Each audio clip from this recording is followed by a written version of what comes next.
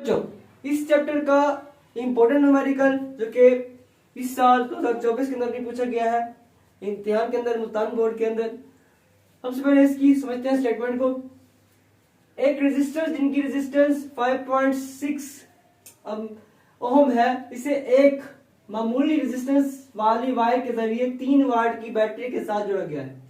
अगर इस रेजिस्टेंस से 0.5 एम्पियर मतलब 0.5 एम्पियर करंट बहता हो तो हमने क्या मालूम करना है? रेजिस्टर में सर्फ होने वाली पावर मालूम करनी है और बैटरी की कुल पैदा होने वाली पावर मालूम करनी है और इन दोनों में फर्क की विधा बतानी है। आपके पास जो डाटा है बच्चों, आर है आपके पास 5.6 मतलब 5.6 ओम है। आपके पास जो वोल्टेज है वी है अपना 3 वोल्ट है, आई करंट है 0.5 एम्पियर। हमने क्या फाइंड करना है? पीडी फाइंड करना है और पी फाइंड करना है। अब फॉर्मूला इस्तेमाल करेंगे पीडी के लिए आई स्क्वायर आर और पी के लिए वी क्रॉस आई इस्तेमाल करेंगे। यहाँ पे सिर्फ सिंपल अपने वैल्यू पुट करनी है। PD is equal to I square, I की वैल्यू कितनी है 0.5 ए का स्क्वायर और साथ में क्या आर कितनी है बच्चों? आर है आपके पास 5.6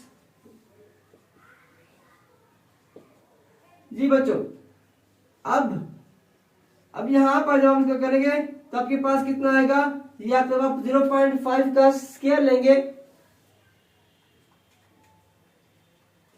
आपके पास 0.25 आएगा। रब करेंगे 5.6 के साथ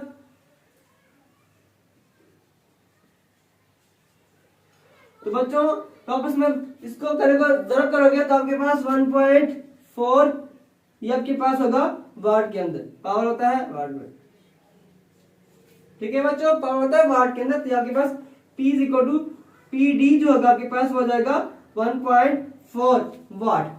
इस तरह से हमने फाइंड करना है पावर की प्रोडक्शन, कुल पावर हमने मालूम करना है।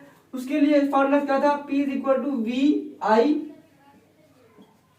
वी आपके पास बच्चों कितना है? अपना वी है 3 वोल्ट, आई कितने है बच्चों 0.5, तो T जो होगा वो 1.5 आपके पास आ जाएगा।